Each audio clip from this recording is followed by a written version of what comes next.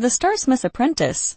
English Story Level 6. Far above the cliffs of Arundel, where the sky touched the mountains like a shimmering veil, lived a man known only as the Starsmith. His workshop rested atop a peak, unreachable by ordinary paths, its roof made of crystal panes that reflected constellations even during daylight. People whispered that he forged stars, tiny ones that guided lost travelers, protected ships from storms, and ignited hope in the darkest corners of the world. When Cale arrived at the mountain's base seeking apprenticeship, the villagers laughed. They said no one climbed the Skyforge peak and returned unchanged. But Cale was determined. For years he had followed stories of the Starsmith, believing the old legend that one star he forged had saved Cale's family when he was a child. That light had burned bright above their collapsing home, guiding rescuers through a deadly storm. The climb was brutal. Winds sliced across the rocks like invisible blades. Snowdrifts shifted like living beasts. Yet Cale pushed onward until he reached a staircase carved into the stone, glowing faintly with starlit dust. It led him directly to a massive door shaped like an astrolabe. When he touched it,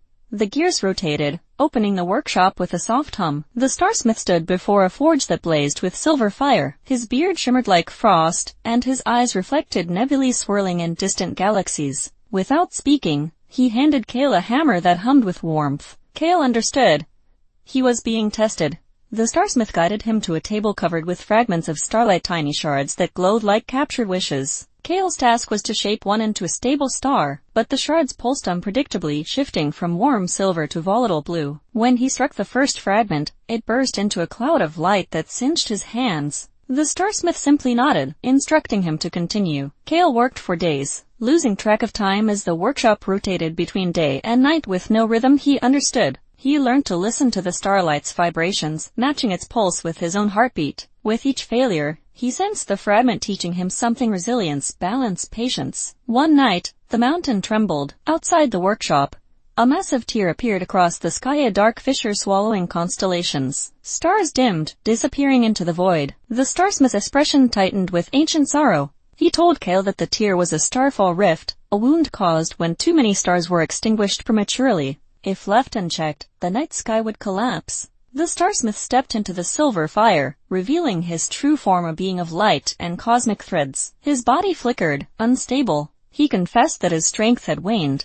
He had guarded the skies for centuries, and the rift would consume him if he attempted to mend it alone. Cale felt a shiver of fear, but also understanding. The Starsmith had not taken him as an apprentice to teach him craft alone. He had brought him to become a successor. Cale took the last remaining star fragment from the table and placed it into the forge. He struck it with steady rhythm, shaping it into a sphere of brilliant gold. The fragment pulsed with warmth, responding to his determination. When the star stabilized, the Starsmith guided Cale to the workshop's highest balcony. Together they released the newborn star into the sky. Cale felt its light merge with his heartbeat as it ascended, blazing a trail across the heavens. The star reached the rift and with a thunderous burst sealed the wound with radiant fire. The constellations reappeared, their glow brighter than before. The Starsmith's form dimmed, collapsing like fading stardust. Before dissolving into light, he placed his hand on Cale's shoulder and named him the new guardian of the sky. The workshop trembled, adjusting to its new master. Cale stood alone beneath the vast night,